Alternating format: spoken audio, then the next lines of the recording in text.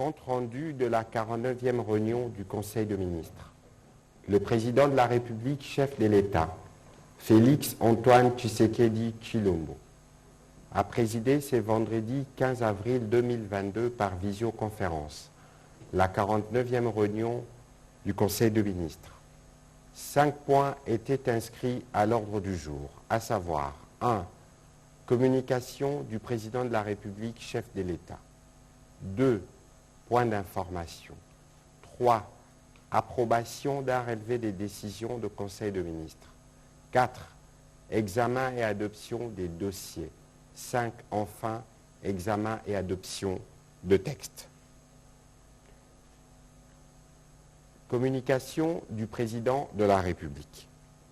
Avant d'entamer sa communication, le président de la République, chef de l'État, a présenté au nom de toute la nation ses condoléances les plus attristées à la famille de M. Polycarpe Mungulu Tapangane, procureur général de la République émérite, sénateur honoraire et juge à la Cour constitutionnelle, décédé il y a quelques jours à Kinshasa. Il a demandé au Premier ministre de travailler avec le président de la Cour constitutionnelle afin de lui réserver des hommages dignes de son rang pour les services rendus à la patrie. Revenant sur sa communication, elle a essentiellement porté sur 4 points, à savoir 1. De l'adhésion de notre pays à la communauté de l'Afrique de l'Est et du renforcement de la coopération avec la République du Kenya. Le président de la République a salué l'adhésion de la République démocratique du Congo à la communauté d'Afrique de l'Est après une longue période de négociations. Il a indiqué que cela constitue une opportunité à la fois pour renforcer la paix et la sécurité, mais également pour attirer et promouvoir les investissements et les entrées des capitaux en vue de soutenir la croissance économique et d'améliorer le bien-être de nos populations. L'aboutissement de ces processus d'adhésion doit se conformer à la Constitution de notre pays par la ratification et ensuite les dépôts des instruments irrelatifs en rapport avec les traités pour l'établissement de la communauté d'États de l'Afrique de l'Est ainsi que ses différents protocoles. Vu l'intérêt et les enjeux que cette adhésion représente pour la République démocratique du Congo, le président de la République a exhorté les institutions concernées par le processus de ratification à faire preuve de diligence en adoptant les mesures nécessaires à cet effet. Il a insisté pour que le renforcement de la coopération entre les gouvernements de la République démocratique du Congo et du Kenya, qui a fait l'objet de sa visite à Nairobi, matérialisé par l'accord de coopération bilatérale sur l'agriculture, la pêche et l'élevage, bénéficie de la même attention par les ministres des secteurs concernés, dans la mesure où il constitue un cadre opérationnel permettant aux deux États de mutualiser leurs capacités pour l'exploitation optimale des ressources respectives et en tirer pleinement profit pour les deux peuples. Deuxième point de la communication du président de la République, relatif à l'opérationnalisation de la Direction générale des corridors de développement industriel. Dans la perspective du lancement de la première phase de la mise en service du port en eau profonde de Banana prévu en 2025, le président de la République, chef de l'État, a invité le gouvernement à s'atteler à l'opérationnalisation de la Direction générale des corridors de développement industriel, DGCDI. Cette entité a la tâche de gérer 8 corridors de développement à l'échelle nationale et régionale, parmi lesquels, au niveau national, le corridor de développement Bas-Congo, projet pilote de par sa vocation d'être un instrument d'intégration économique multisectorielle nationale du fait qui concerne 3 provinces, le Congo central, Kinshasa et les Kwango, et au niveau corridor et au niveau régional, les corridors impliquant 3 pays, République démocratique du Congo, République d'Angola et République du Congo. Afin de pallier les manques de moyens financiers auxquels cet établissement est confronté depuis des années, le président de la République a chargé le ministre d'État, ministre du Budget, les ministres de l'Industrie et des Finances, sous la supervision du Premier ministre, de veiller chacun en ce qui le concerne aux actions à mener pour le fonctionnement optimal du dit établissement public. De l'opérationnalisation du dit corridor, il en résultera nécessairement un accroissement des activités logistiques qui se traduira par un volume important de manutention pour le futur port en eau profonde de Banana. Troisième point de la communication du président de la République relatif à la lutte sans relâche contre les antivaleurs, notamment le tribalisme. Face à la montée des propos et autres actes d'essence tribale constatés depuis certains temps dans la sphère publique concourant à la crispation de notre environnement social et politique et compromettant ainsi la paix sociale entre communautés, le président de la République a rappelé, partant de l'histoire de notre pays, que chaque montée en puissance des discours tribalistes s'est toujours soldée par l'écoulement du sang de nos compatriotes et la destruction de l'identité et de l'unité nationale. Il a rappelé que notre loi fondamentale reconnaît à tout citoyen congolais les droits d'habiter partout où il veut sur toute l'étendue du territoire national. Le président de la République a ainsi lancé un vibrant appel aux leaders politiques, aux responsables religieux, aux forces vives de la société civile, ainsi qu'à tout bon citoyen congolais, à s'investir davantage pour favoriser une interpénétration ethnique positive qui est une richesse nationale pour le pays et un rempart contre son émiettement.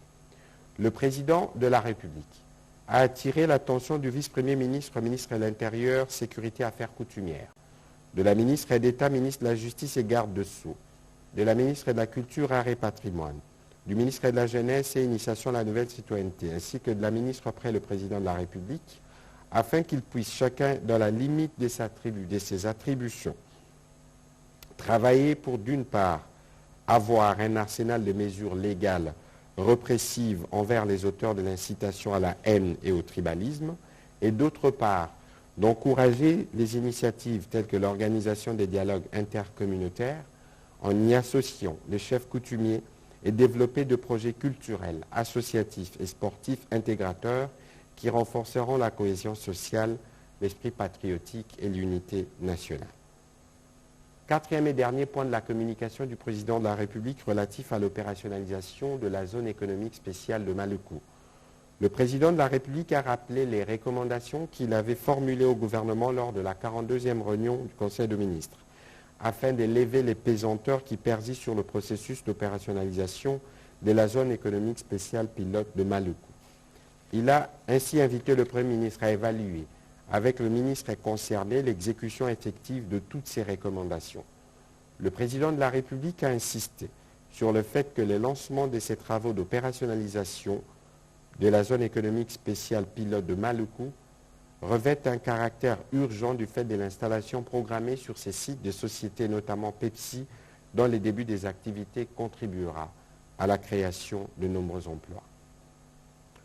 Dans la suite de la communication du président de la République, chef de l'État, le Premier ministre, chef du gouvernement, a informé le Conseil de la mission qu'il a effectuée à Goma et à Bunia du lundi au mercredi 13 avril 2022 dans le cadre de l'évaluation des mesures d'application de l'état de siège dans les provinces du Nord Kivu et de l'Ituri. Outre les honorables députés membres du bureau de la Commission Défense et Sécurité, les députés nationaux et sénateurs originaires de provinces du Nord Kivu et de l'Ituri, les chefs d'état-major général des forces armées de la République démocratique du Congo, le commissaire général de la police nationale congolaise et 10 membres du gouvernement ont fait partie de sa délégation. Il a indiqué que ces séjours, intervenant après d'un an de la proclamation de l'état de siège dans cette partie du pays, a permis de dégager les avancées et les défis à relever, ainsi que de prendre en compte les recommandations adressées au gouvernement de la République par les gouverneurs militaires lors des réunions de sécurité et les préoccupations des différents acteurs sociaux, économiques et politiques. Avant de clore son propos, le Premier ministre, chef du gouvernement, a condamné avec force le lâche assassinat par un policier blanc aux États-Unis d'un citoyen d'origine congolaise nommé Patrick Lioya, sans armes lors d'un contrôle de routine. Il a précisé que l'ambassadeur des États-Unis d'Amérique en République démocratique du Congo a exprimé à notre vice-premier ministre, ministre des Affaires étrangères, les vifs regrets ainsi que les condoléances de son gouvernement suite à cet acte ignoble. L'ambassadeur des États-Unis d'Amérique a rassuré le gouvernement de la République que tout est déjà mis en œuvre par son pays pour que le policier, auteur de cet assassinat, soit sévèrement sanctionné conformément aux lois américaines en la matière. Au chapitre 2 du Conseil de ministres de ce jour, relatif aux points d'information. 1. État et administration du territoire. Le vice-premier ministre, ministre de l'Intérieur, Sécurité, décentralisation et affaires coutumières, a présenté la synthèse de l'état du territoire national, qui reste généralement calme. Au cours de la semaine qui s'achève, l'état de l'esprit de la population a été marqué par la signature par le président de la République le 8 avril 2022 à Nairobi de l'acte d'adhésion de notre pays à la communauté des États de l'Afrique de l'Est. À Kinshasa, le gouvernement ne ménage aucun effort pour permettre aux forces de l'ordre de venir à bout de la recrudescence actuelle du phénomène Kuluna dans certains coins de communes de Kimbanseke, Makala, Sele, Massina et Barumbu. Toujours sur ces chapitres sécuritaires, à son tour, le ministre de la Défense nationale et ancien combattant a présenté les particularités sécuritaires sur l'ensemble du pays. Concernant l'évolution opérationnelle de l'état de siège, le ministre de la Défense nationale et ancien combattant a indiqué que les forces armées de la République démocratique du Congo poursuivent aux côtés des forces armées ougandaises la traque de forces négatives et des groupes armés. Suite à l'heureuse expérience vécue par l'unité canine sur l'axe Luna-Komanda à Bunia, par la découverte de plusieurs bombes artisanales, une série de patrouilles de combat de cette unité a été lancée le 9 avril 2022 dans les secteurs opérationnels Sokola en Grand Nord, où plusieurs pièges sont posés par les terroristes des ADF.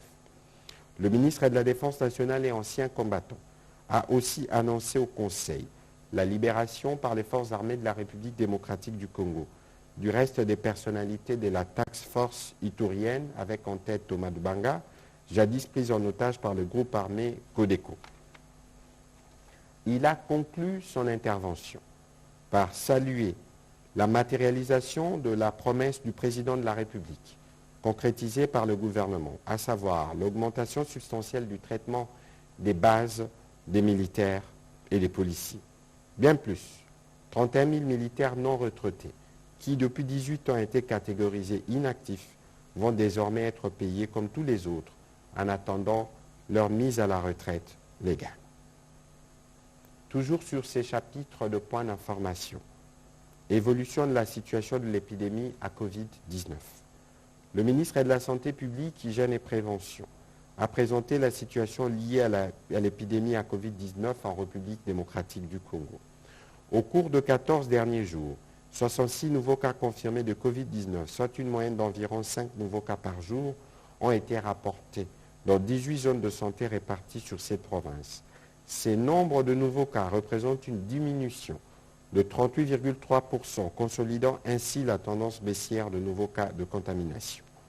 Dans le but d'accroître le taux de couverture vaccinale, le ministre de la Santé publique, Hygiène et Prévention a indiqué que le gouvernement œuvre à booster la vaccination au travers notamment d'une campagne de vaccination avec l'approche différenciée.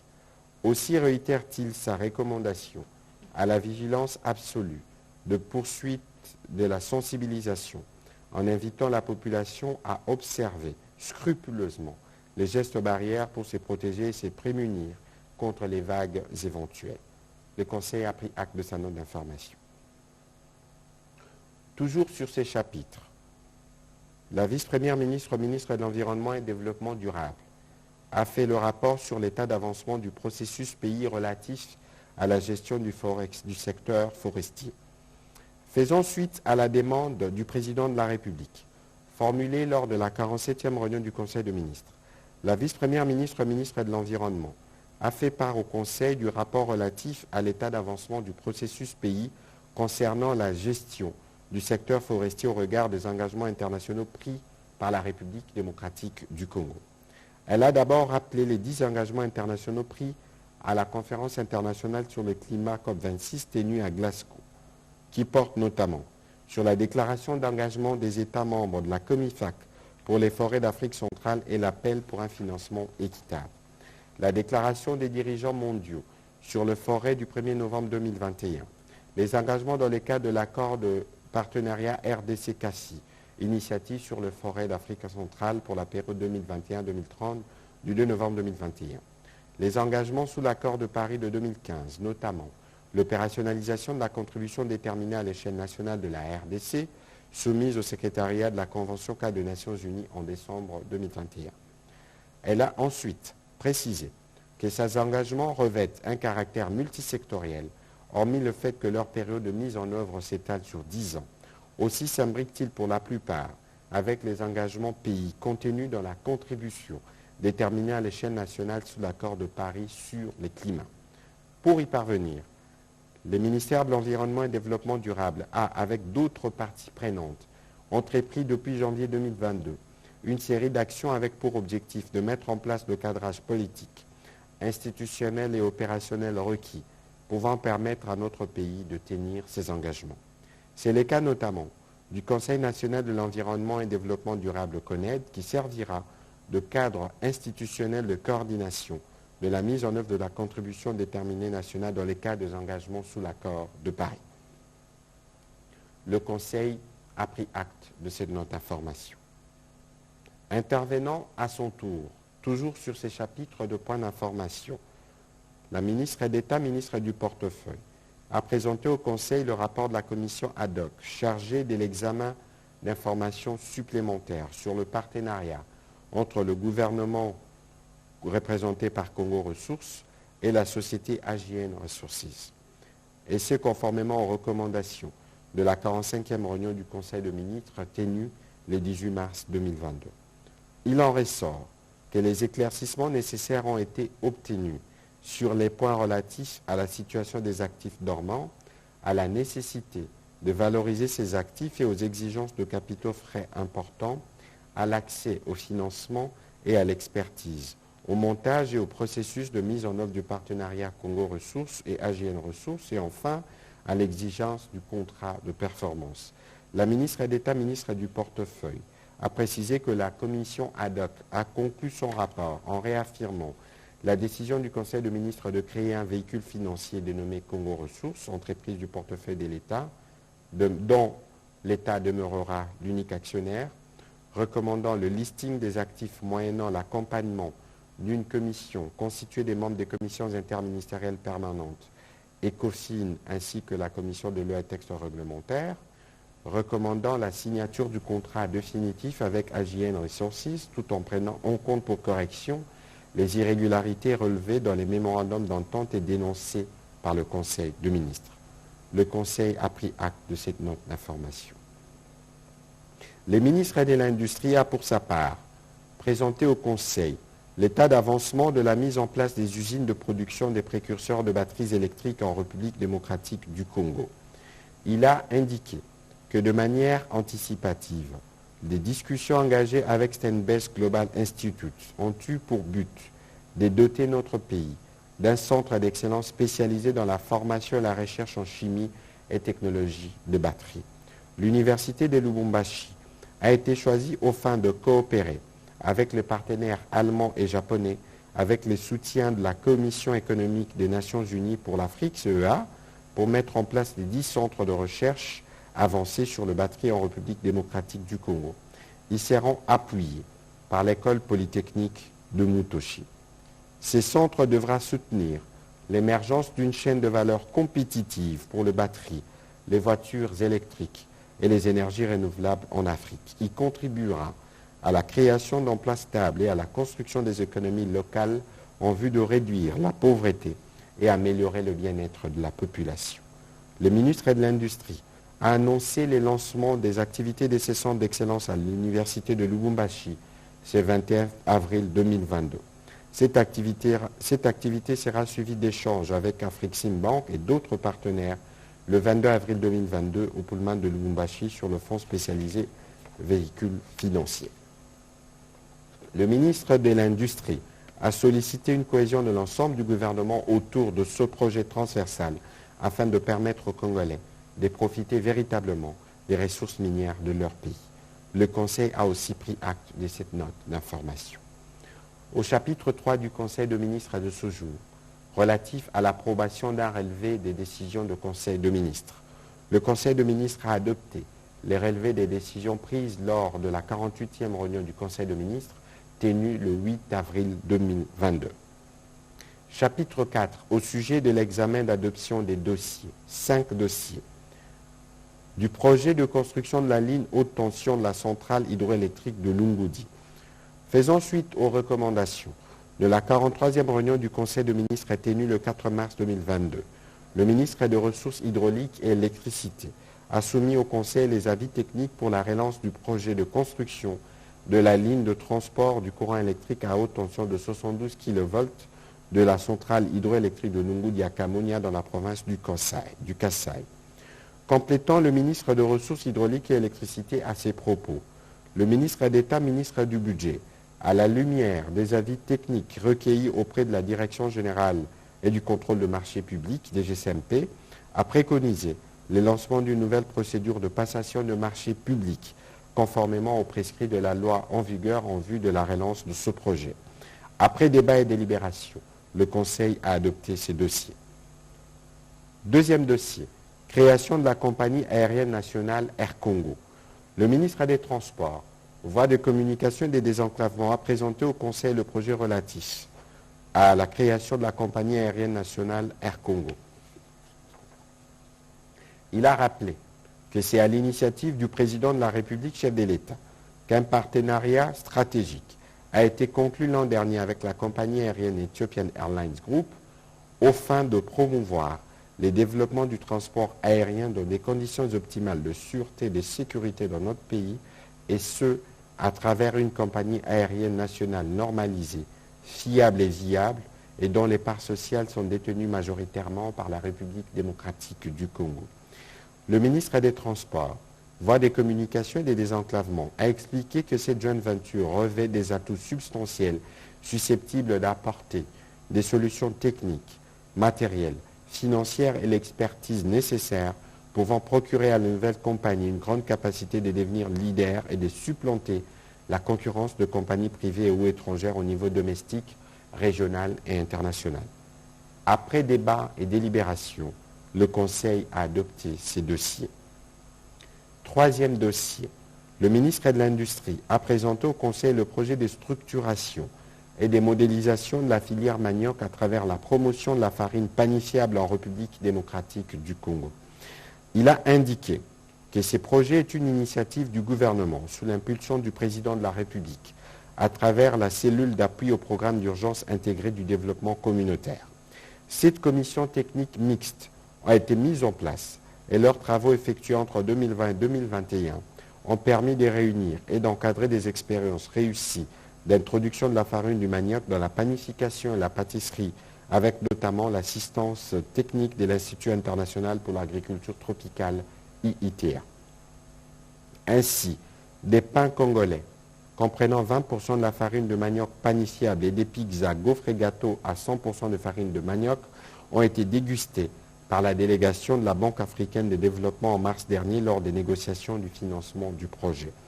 Il a été constaté à ce stade que ces produits de haute qualité certifiés ISO constituent une bonne base pour la création de milliers d'emplois, la promotion de la PME et la relance de l'industrie de la panification et de la pâtisserie. Le ministre de l'Industrie a précisé que la mise en œuvre de ce projet exige notamment l'élaboration des mesures d'application de la norme congolaise pour la panification et la pâtisserie et la prise de mesures gouvernementales ciblées, notamment l'octroi des exonérations aux acteurs du secteur privé local œuvrant dans la chaîne des valeurs de la filière manioc autour de la plateforme PUDC. Après débat et délibération, ce dossier a été adopté. Quatrième dossier, projet des normes et standards du numérique applicables au secteur public. Le ministre du Numérique a présenté au Conseil les projets des normes et standards du numérique applicables au secteur public en République démocratique du Congo. Il a précisé que ces cadres normatifs est un ensemble des règles, des directives, des référentiels qui constitueront les catalyseurs d'un fonctionnement harmonieux de l'écosystème numérique de notre pays.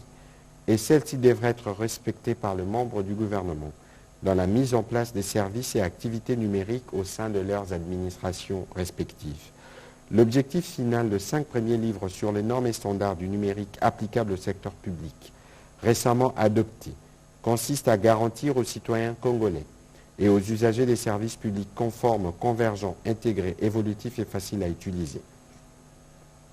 Ces différents livres portent respectivement sur les bonnes pratiques numériques gouvernementales, les directives numériques de l'État, les socles de logiciels de l'État, le cadre commun d'architecture des référentiels de données, les référentiels généraux d'interopérabilité.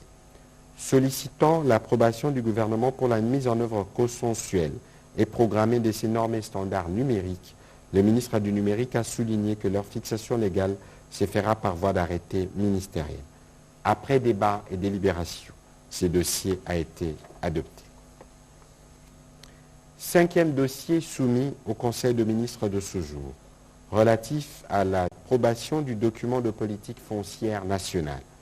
Le ministre des Affaires foncières a fait au Conseil l'économie du document de politique foncière nationale de la République démocratique du Congo. Il a soutenu que ceci constitue une avancée significative dans le processus de la réforme foncière engagée depuis 2012. C'est donc pour la première fois depuis 50 ans que notre pays disposera, après la promulgation par décret du Premier ministre chef du gouvernement, d'un instrument de politique foncière documenté en phase avec les enjeux actuels et les questions émergentes. Ces documents de politique foncière nationale réaffirment avec force le principe selon lequel le sol est la propriété exclusive, inaliénable et imprescriptible de l'État congolais. Il introduit des innovations qui garantissent entre autres l'amélioration de la sécurité juridique de droits fonciers et immobiliers, le renforcement de la sécurisation de la tenue foncière coutumière collective et individuelle, la décentralisation de la gouvernance foncière, la mise en place des mécanismes de collaboration et de coordination intersectorielle, la rationalisation du régime fiscal et le renforcement du régime de protection pénale de terre. Après débat et délibération, le Conseil a adopté ces dossiers. Dernier chapitre du Conseil des ministres de ce jour, relatif à l'examen et à l'adoption de projets de textes. Deux textes du secteur de l'environnement et développement durable. La vice-première ministre, ministre de l'Environnement et Développement durable, a soumis au Conseil pour examen et approbation deux projets de texte. Le premier, concernant le projet de loi modifiant et complétant la loi numéro 11/009 du 9 juillet 2011, portant principes fondamentaux relatifs à la protection de l'environnement.